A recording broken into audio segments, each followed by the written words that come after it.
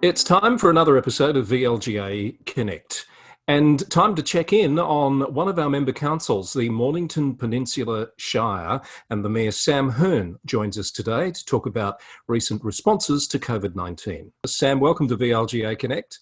Oh, thanks for having me. Great to be with you. Lovely to speak with you. First term councillor, first time mayor dealing with COVID-19 in an area that has such a heavy reliance on hospitality and tourism. It must have been a big challenge for you. How do you feel you're holding up under the stress? Yeah, it's not something that I think we planned, I planned, anyone planned. And we kind of had the Malakuta evacuations in the bushfire over the summer as well, which, feels, a century ago in terms of what the last month's been like. So it's definitely been a mayoral term with some kind of curveballs in it, that's for sure. So, but no, I'm holding up pretty well, and I guess it is really, it's an honour to be the mayor at any time, but it's definitely the sense of the opportunity to serve my community in a time of really critical needs, something that I don't take lightly at all. So yeah, doing well. Well said. Look, early in the piece, I think Mornington Peninsula was fairly high on the leaderboard, as you say, with 60 odd cases. I know some other patches in the state have probably got in front of you now. Things have calmed down, but how was your early response, given that you probably felt like you were going to be one of the hotspots, one of the clusters?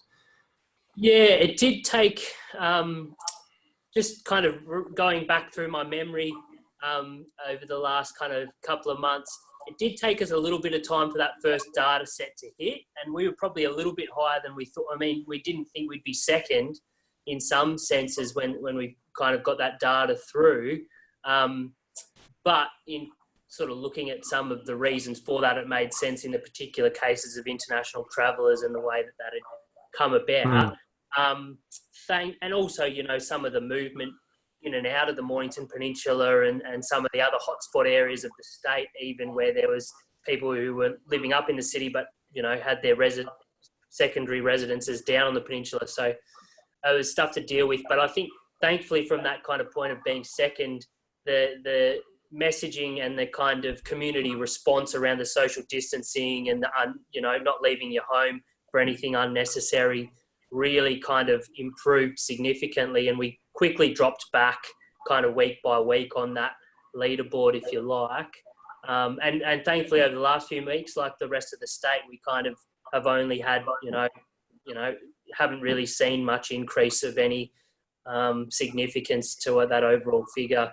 Again, so it's really heartening to see that kind of reining in, but it was definitely that first month or so, as was happening nationally and globally, just a day by day kind of that frenetic pace of scrambling to take in updated information, talk through necessary responses, kind of formulate key strategies across the key impacts we were seeing.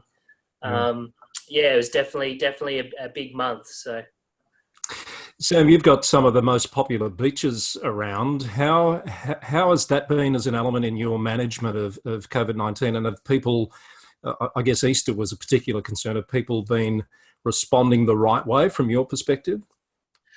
It's sort of, it has been an area of concern.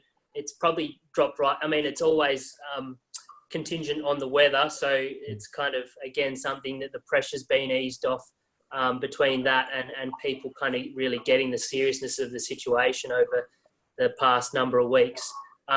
Easter weekend was fine, I think, because people had got that. We had a weekend, maybe a fortnight before Easter, where we had a really sunny Saturday and a sunny Friday, and we just had too many people on the beaches and in other kind of parts of the peninsula. So, yeah, I think in that, and I think the media got that was going to be a story and a dynamic. So I think in a week's period, I'd done like 2 or 3 interviews with the ABC, 2 or 3 interviews on 3AW, 2 things with The Age on articles about coastal townships, and I think it was on the Channel 10 News one night as well. So it was a bit of a saturation, kind of that message of, travelling to the peninsula is not necessary travel, at this time. We definitely are going to welcome you back with open arms on the other side of this in terms of the economic recovery we're going to need to see down here. But I think that message kind of managed to land, and we've seen that kind of change. And we had to negotiate, again, you know, in a fast-moving environment, negotiate some of those conditions and approaches to beach closures with the state government.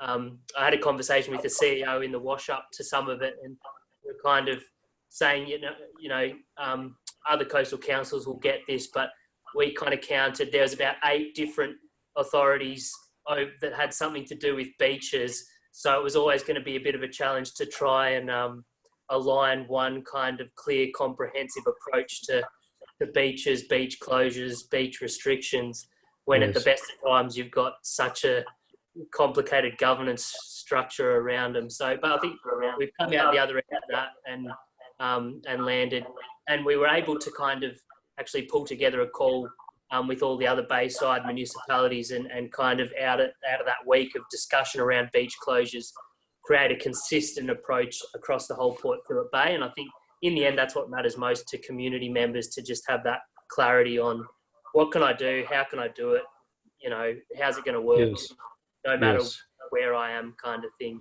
in that region. So, yes, as a former CEO myself of a coastal council, I understand the complexities you're talking about, but it sounds like the Association of Bayside Municipalities has been a useful body to get together and come to some agreed understandings on that front. Yeah, definitely. I mean, in times like these, you kind of see the value of those kind of collaborative mechanisms, you know, quite clearly. Sometimes, you know, in business as usual, it's easier to kind of step back and think, oh, individually we can work this out. We don't need associations and collaborations. But suddenly when you're kind of in a moment of challenge, you realise actually we really need to come together, work things out, be in communication. So I think that's definitely been a helpful thing to have in existence at a time like this, for sure. No, that's a good insight. How much of an advantage has it been to you to have the Federal Health Minister as a local member, and have you been in regular contact with Greg Hunt? Yeah, so definitely has been helpful in terms of us, you know, having pre-existing kind of conversations and communication, as we do with all our state MPs here. You know, in business as usual times, we've got regular kind of meetings and conversations, and that meant that I was able to pick up the phone, you know, very early days in this situation, put in a call to Greg and his key staff members and sort of say, what are you seeing? What are the key gaps at a national level in terms of how this is going to affect our communities and our people? And what's the role we can play alongside you as a local government in actually plugging some of those gaps, filling some of those needs that are best addressed at that local grassroots level. So we've kind of had those conversations. I mean, a lot of that was happening in the early days, and it allowed us to formulate a bit of a strategy and a response. And we're probably not talking as regularly as we were in those first few weeks now that we've got those kind of key pillars in place. But yeah, I check in pretty, you know, on a weekly basis with one of his key advisors, just kind of getting that update. We'll text each other when we need to. But I think it's demonstrated to me, again, in that space, that in these moments, the best outcomes for the community are achieved when all stakeholders, all key leadership figures are actually working with good communication and good alignment, and making contributions alongside each other. And we've been able to do that with the federal government down here because of that connection, I think. So it's been. So Sam, am I right in thinking that those early conversations led to this this system you've had of delivering care packages across your community, which has received some pretty significant media coverage itself? Yeah, so that kind of, we generated that out of it. One of the things we identified was as a gap was, if we're going to see a lot of people isolated, people vulnerable, you know, with some of our demographic groups, with elderly or people with lower socioeconomic incomes, the economic impacts of shutting down, one of the gaps that was identified was that grassroots relief effort that would be needed just to get essential goods, essential supplies to people who A, couldn't get out of their house, or B, didn't have the funds in the bank that week to put food on the table. So we basically set up an initiative to fill that gap, basically using ours and existing kind of primary health network material to map where those people were proactively, to contact them, to set up supply and logistics chains with the supermarkets and food relief, to pull our existing community organisations that already did that in kind of normal times for vulnerable people into an integrated response. And then we've redeployed significant numbers of our staff members who couldn't do their normal jobs in kind of open public facilities, as we had to close those services. We've redeployed them and community volunteers into kind of delivering these packages. And, you know, we've had 800 community members volunteer to be part of it so far in terms of, you know, helping out. And we've had over 2,000 households receive those kind of care packages in the last month and a bit. So I think it's a great example of what local government and local community can do in times like this in terms of stepping up and really being mobilised at a local level. So, yeah. Excellent. Congratulations on that. We're almost out of time. We haven't had time to talk about the social hub, which I think is a very unique initiative. Your budget's on exhibition at the moment, and you've also got a business impact assessment process underway where between now and the 16th of May, I think you're trying to gather data, as I understand it, on how your local businesses are impacted. What are you going to do with that information, Sam, just quickly? We've kind of announced some early kind of business support packages and immediate response stuff that came out of a lot of conversations on the hoof or, you know, just in the weeks with key business owners and figures on the peninsula. But we've taken the opportunity, you know, to initiate this broader feedback because we really want to get as comprehensive a picture as we can of what's going on and use that to advocate to other levels of government to inform them about how their, you know, broader contributions to business is actually working or not working in our area. But we also want to use it to kind of coalesce and pull local businesses together to create that kind of circular economy dynamic. If we can inform them about the challenges and opportunities their peers are facing and about the plans that individual businesses have to kind of recover, we can actually kind of plug them together. And I guess part of it is us identifying that our role is a bit different for business than what the federal or state are capable of doing. We don't have the resources to give handouts, but we can be a bit closer to the ground and kind of shoulder to shoulder. So, yeah, that's what we're seeking to do over the coming months.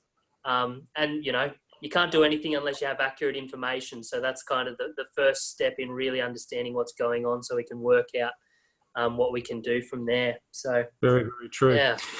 Sam, we could talk much longer, so perhaps we might need to schedule another chat a few weeks down the track. I'm going to give you the award of the best dressed guest so far on VLGA Connect. Not too many people are still wearing the tie in isolation, so well done on that. Well, and I'd normally be in a flanny, but I'll put in a special effort for you, Chris. It's much appreciated. And I have to ask you, because I haven't met you before, is that the normal beard or is that a lockdown beard? No, I've had this beard for a while. There's definitely a couple more councillors who have a beard now that they didn't have a few months ago, but I'm an early adopter in the beard stakes, probably because of my generation. The whole hipster kind of, if you can have a beard, why not, is something I've been on the bandwagon with for a little while now. So, yeah. Fair enough. You wear it well. Thank you, Sam. Great to talk to you, and all the best to everyone down there at Mornington Peninsula Shire. Appreciate you coming on to VLGA Connect to share your insights. Thanks again. It's been a pleasure to speak with the Mayor, Sam Hearn of Mornington Peninsula Shire today on VLGA Connect. As always, we'd love to hear your feedback and your suggestions for topics for discussion on our program. You can simply send us an email to vlga@vlga.org.au. We'd love to hear from you, and we'd love to see you soon on another episode of VLGA Connect.